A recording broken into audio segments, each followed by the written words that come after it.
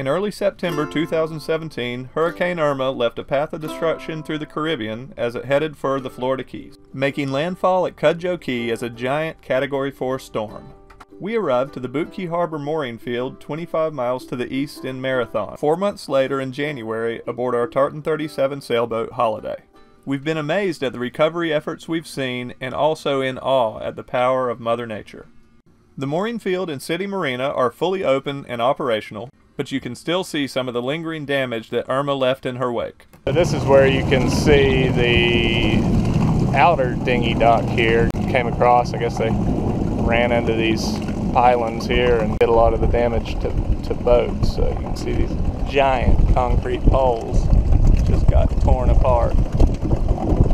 But what they ended up doing to make room for the dinghies is this whole east side of the fairway here, what used to be slips for big boats, they turned those into just a big long dinghy dock. The main dinghy docks at the end of the fairway are now intact, but apparently a lot of boats piled up in here too during the storm, and the walkway leading directly to the bathrooms is still damaged. So you have to exit to the other side and walk around. Here you can see more of the giant concrete pylons that were snapped apart, most likely due to being struck by boats that had broken loose during the storm. So how did the famous Tree of Knowledge fare? Well, it's seen better days, but since we've been here, new growth has started to sprout. It's hard to imagine the destructive forces that snap these pylons like twigs. The cruiser's garden, which was destroyed by Irma, has been totally replanted and is thriving. It's a testament to the hard work of the volunteer residents of the harbor. The cruiser's lounge is in great shape, with everything the same as the last time we were here. The employees of City Marina, along with volunteers, have done an awesome job getting life back to normal in Boot Key Harbor.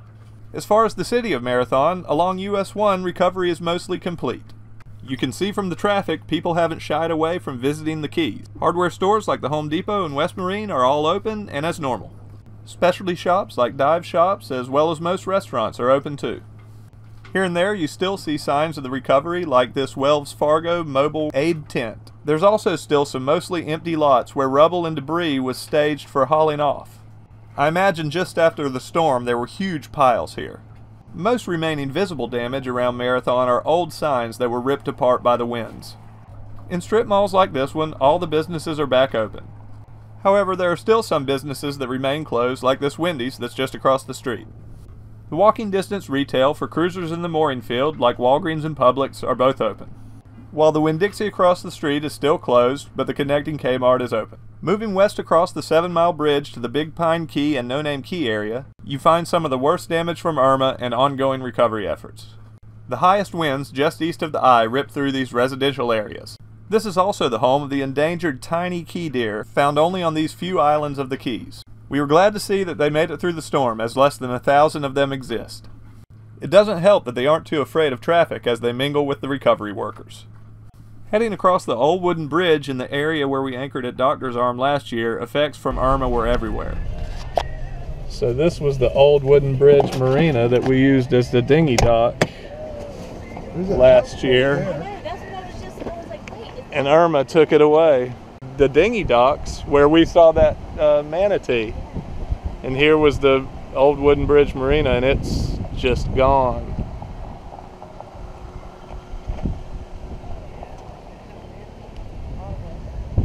And there's the Doctor's Arm anchorage out here where we stayed last year. You can see some of the destruction. We'll go by the No Name Pub right up here. It made it. The No Name Pub made it. So, but the old wooden bridge marina is gone. In this area, homes had been destroyed and boats left scattered around. Any tree left standing, including the mostly invincible mangrove, had the majority of its foliage stripped off by the wind. This area that we remembered as lush and green had a lot more grays and browns. However, there were sprouts of new growth, and people everywhere working to repair their property. And as old as the No Name Pub is, it must be made with very sound construction. Still standing and open for business, within sight of some places that were total losses. It's a favorite restaurant of ours, and we look forward to going back there in the future.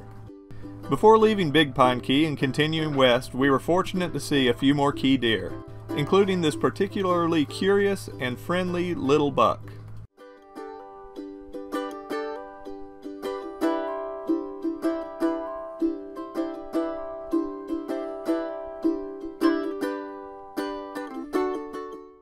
Big Pine Key got hit pretty hard, but they'll be back. Consider researching and finding worthy charities or organizations that are helping these areas so much affected by Hurricane Irma. Continuing west on US 1 through Little Torch, Ramrod, Summerlin, and Cudjoe Key, you could still see the effects of those worst winds that are just east of the eye, but nowhere seemed to have gotten it quite as bad as Big Pine Key. Foliage in the trees seemed to be about half, some signs were missing, and buildings by the side of the road were in different states of repair from their damage. We were glad to see that another favorite restaurant, Boondocks, on Ramrod Key seemed to be open and without damage. West of Irma's landfall on Cudjoe, conditions were much improved, and before long we had made it to Key West. Although Key West surely felt the effects of Irma, aside from a missing sign here or there, no damage could be seen. The old town's streets, houses, and trees were as beautiful as ever. And we walked around glad to see one of our favorite cities had made out okay. We continued on to famous Duval Street, where all was as normal. Well, as normal as can be expected for Duval Street. We walked down Duval and checked out some of our favorite spots and were glad to see that everything was good to go. Finishing our tour of the Keys on the waterfront at Schooner Wharf. Some of the Keys definitely took a beating, but I hope like us you are pleasantly surprised at the way they've rebounded. Oh, and the Key West chickens, we're glad to report that they didn't fly the coop due to Irma. We've certainly enjoyed the couple of months we've spent in the Keys this winter, and hope that you've found this video informative, useful, and interesting. If you have any questions, add them to the comment section below, and we will answer as soon as we can.